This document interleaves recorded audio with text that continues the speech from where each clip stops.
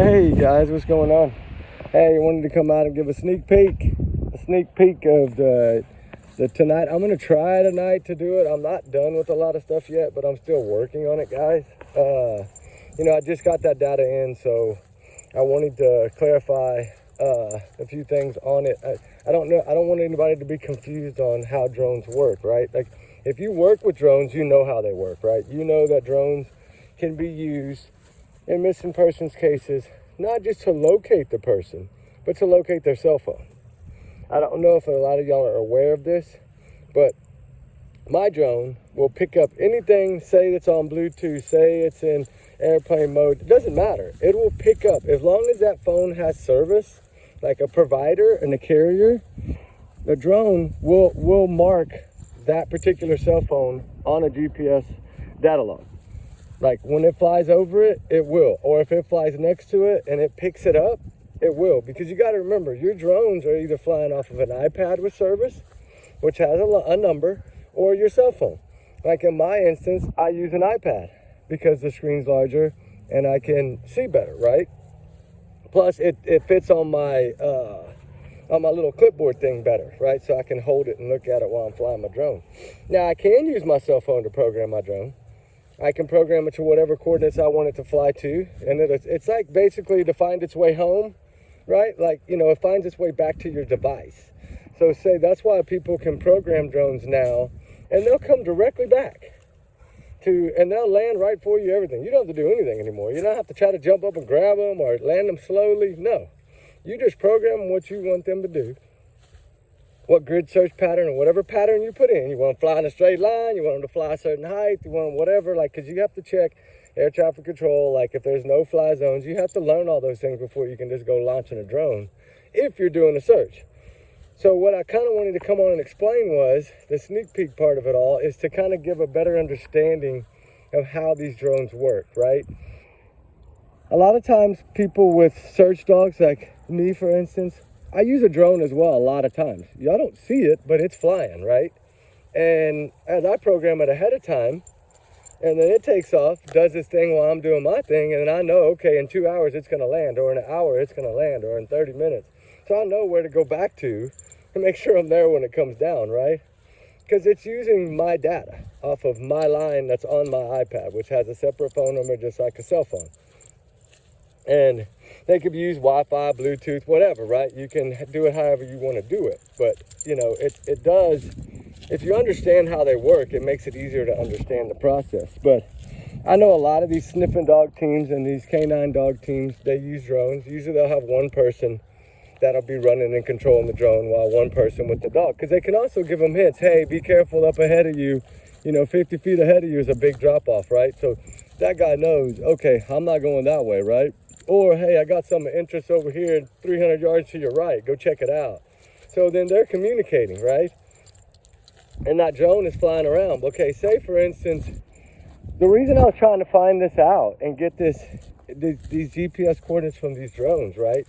So I could basically break it down and create my own pattern in my own drone and fly a dummy test run. Like, basically, I'm going to put in the coordinates, and then I'm going to act like I'm flying. I'm going to send it to my drone to create a map. And all it's going to do is it's going to print out a map for me that's going to show me where that cell phone went if it was picked up by that drone, right? So as long as his phone had service and was powered on, it will be picked up. Now, if it's dead, it depends. Depends on the drone, if it can locate it or not. And a lot of times drones are also used, which people don't know this, for cell phone towers. To go up and check cell phone towers and check, because they can run off of any kind of data that's out there, right? Any kind of service, landline, well, it doesn't matter. You can run your drone off of any of this. So I wanted to come on and explain that a little bit so y'all would understand. I don't want anybody to get confused on how drones work. And y'all can go research it yourself. I'm telling you, I know I have 3 drones and I know how they work. And it's amazing what technology will do. It's amazing that we use drones and finding missing people. It's kind of like the 2 guys that went off in the woods on Christmas Eve to search for Bigfoot. Okay, when they put those drones up like that, they're looking for their cell phones. if they can find their phones, usually you can find the person, right? That's kind of how it works. Like right now in California, they have a drone team up there looking for 29-year-old Taylor Rodriguez. Long as his phone is still not frozen and busted, they can locate his phone with a drone. Even if they're a quarter mile from it, doesn't matter. They can pick it up because it's using basically the Wi-Fi off of your own phone, like your hotspot, for instance. And it can, as long as they get close enough, it'll pick it up. And then they'll say, okay, phone is here, he must be here. And then they'll send the search team there, right? That's the good thing about it. That's why so many drones were used in the Jay Slater case in the beginning. They were looking for him, yes. They were looking to find his phone as well, because they figured if they found his phone, they would find him. So what I do is I take that and basically work it backwards. Take the coordinates, put them into my drone, like as a dummy run. I'm not going to fly it because I'm not over there. But put it in, this is what I want it to do, right? Hit go, and it'll create the map for me. And then I can go back and look at that map. And then I can take the search data, photos that I found, search data, GPS coordinates, put them all in there, pinpoint them on that map, drop my little pins in where it needs to be, and I can create the path that he took based on how his phone data went, right? So I wanted to make sure everybody kind of understood that, but we're going to do our best tonight. I'm still got to break some stuff down. We're out and about right now. Y'all know us. We get out every day, guys, but I did want to come on and give a little sneak peek about it because I think we can finish up the drones tonight. Hopefully the weather prevails. We have a bad storm coming. Hopefully it's not going to affect it, but I will, I'll try to do no matter what, try to get it out for y'all guys. But like I said, I did want to come on and explain how this works to anybody that might be confused on how the drones work. And it's kind of like you could go do your own research on it, right? A lot of y'all do y'all's own research. Most of y'all already know that drones are run off of cell phone data, and that it's basically the cell phone is their brain, or your device, your iPad, whatever it may be, is your tablet is their brain. And it's controlling that device and telling it when to take off, where to fly, how long to fly, and when to land, and where to land. So it's going to come back to you or your device no matter what. And that's why if I fly and I lay my iPad down somewhere, I know that it's coming back to where my iPad is, even if I'm searching a different area. But I can also link it to my phone, because my phone is under the drone, right? So I can pair my phone to the drone, and I can see what the drone is doing through my phone, even though it's flying off of my iPad. You see what I'm saying? That you can control it from multiple devices, just like you can pick up multiple devices if you're flying over things, like beacons, like GPS. Okay, how hikers, I was telling you, hikers carry GPSs, right? Most of these people that do these searches, even me, we carry a GPS device besides our phone as a backup. That I can go and I can hit that beacon if something happens to me, I fall down, break a leg, whatever it may be, right? I can hit that button and it'll send a signal to the satellites up above, the eyes in the sky is what I call it, and which are always up there no matter what. And now technology, there's hundreds of more up there than used to be. I mean, every city in the United States pretty much has the new drone programs where there's drones flying all in the sky 24 hours a day, weather, tracking everything. And I always think they're spying, but I understand it's for a good cause, because something like this that we want to try to find the best answers we can to see where this young man went, if he was even in that area, or if just his phone was in that area, right? Because we know right now the dogs didn't pick up any scent. So we're basically trying to find out where his phone went. We can find out where his phone went, then at least we know, okay, if he wasn't in that area, but these people were, that's the case. I'm waiting on a few other people's phones, data, I'm working on trying to get, my team is, not me. My team is working on trying to get some other phone data for some other cell phones.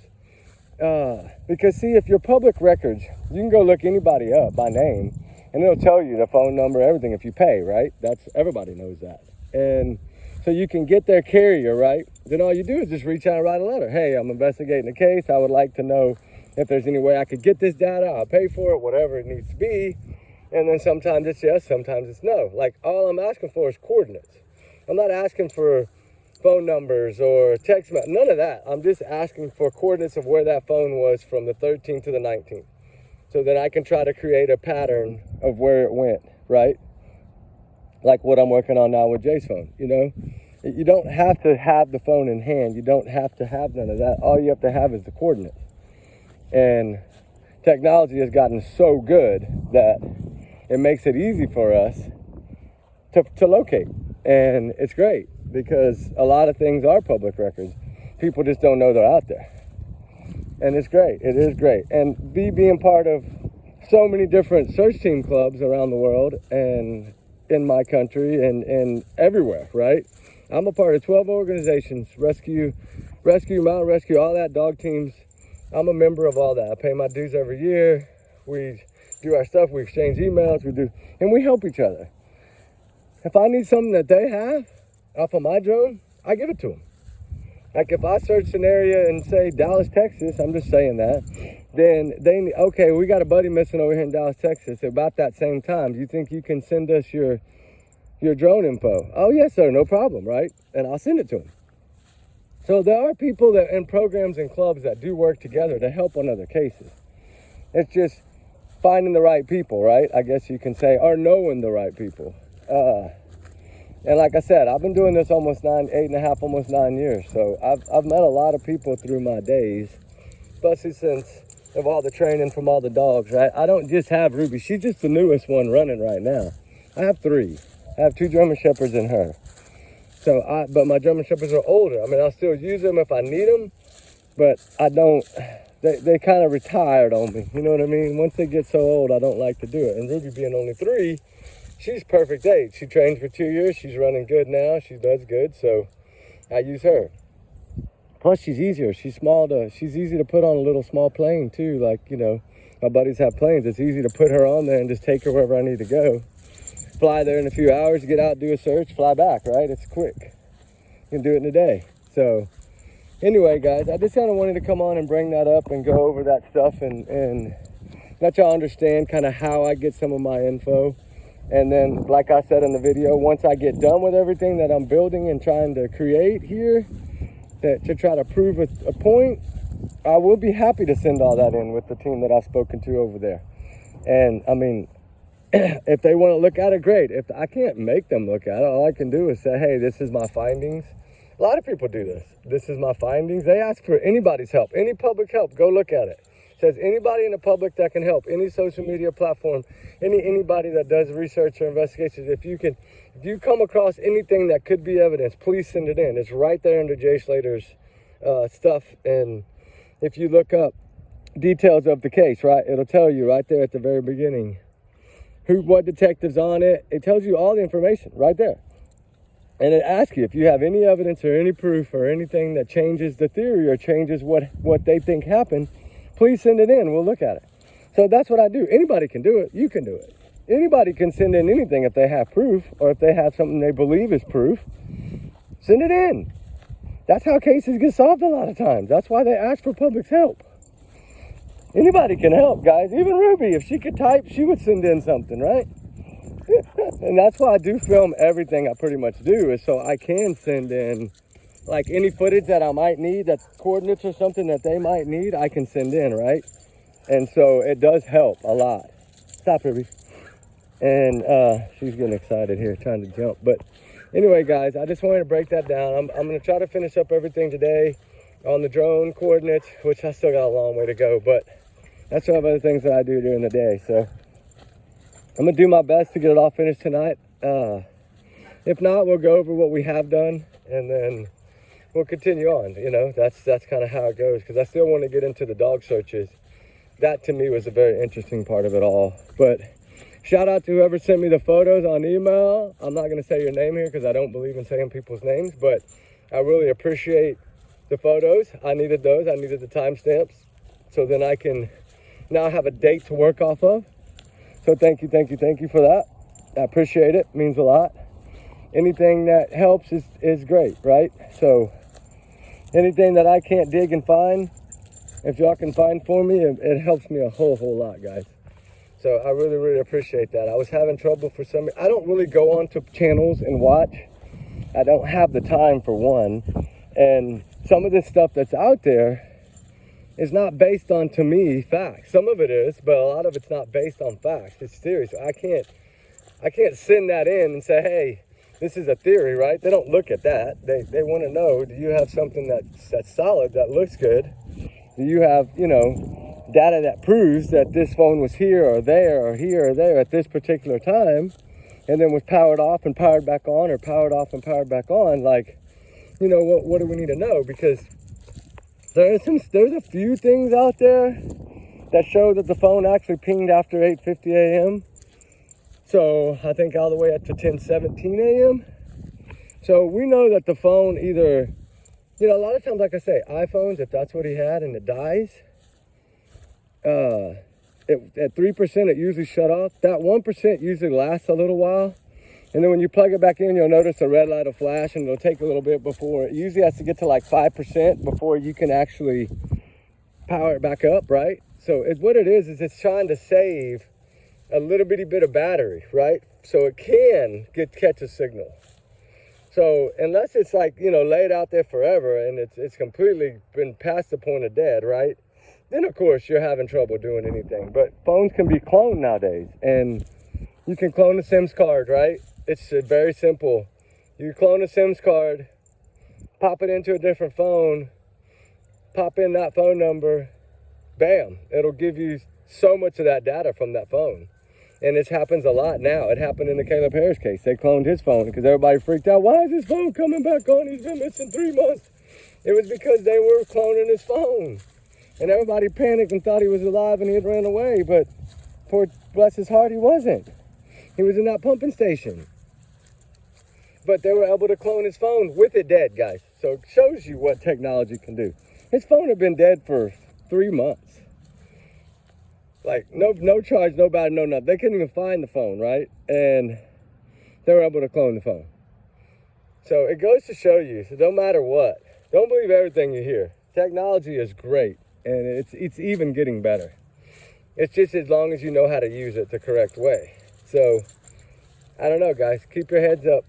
We're going to get justice for this young man one way or another, you know. And if it turns out that it's all like everything dots to that was him, it was him that was walking there, it was him that felt, then okay, then we just have to, you know, say, damn, it sucks. But, you know, if it's proven that that's what it is, then that's what it is, right? But we still have our doubts, and that's why we're doing these things. I have my doubts, just like the Harley Morris case I just brought up last night. I feel so bad for that mother. I need to help her, and it is close to me. It's within 4 hours of me, so I don't mind helping. I've been there. I searched for a young girl there, Lily Pepper. Thank God she was found safe. And after 2 weeks or 3.5 weeks, whatever it was, thank God she was found safe. I searched for her quite a bit. So I've been to that area. I know that area. I've searched a lot of that area. Now, where that 50 grand club is, I have not searched yet. So that's my next on my list, is to go to that area and walk it. I know there's a pond or a lake, but it's a pretty good ways away. I don't think as intoxicated as that young man was. Trigger warning, guys, by 100 million. I don't think as intoxicated as he was that he would have made it that far. I think something fishy happened, but anyway, that's another story, guys. Anyway, justice for Jay Slater is a must. I just wanted to bring this up, kind of go over everything to specify, so y'all can go Google and do y'all's research and understand how these work. It'll give y'all a better understanding if you go in and search for it and read it yourself. You'll understand more how these drones, they are so smart. I mean, you gotta think, electronics are smarter than people, right? That's what they say. So, yes, they are. They will pick up phones, they will find GPS beacons, they will find tracking beacons, they will find air tags, they will find anything, as long as you have the correct drone and software. Anyway, guys, y'all have a good one. I'm gonna keep digging and keep putting this together and see if I can get all the coordinates together by tonight for y'all guys, and then we'll do our nightly. So, but I have other cases that I'm working on too, Sebastian Rogers and a few others that I have to get videos ready for them as well. So I'm gonna do my best to get everything done. Anyway, guys, y'all have a good night, and I mean a good day, and well, it's probably getting late over there already. Good night, good day, and y'all be safe. And remember, allegedly, these are all my opinions, all my theories, I'm just a big alleged bubble, like I always have to say. And trigger warnings across the board. But justice for Jay Slater is a must. I think at least we can do is find the correct answers and get the proof that needs to be. Was he there? Was that him? Was it him that fell on accident? Okay, if it is, we live with that. If it's not, if it's what we think it is and something bad happened to this young man, then we need to try our best to prove that. At least prove enough evidence to get them to open this back up. That's how I feel about it. That's my opinion on it. That's why I'm working on it. So y'all guys have a good day. Justice for Jay Soto. Talk later. Bye.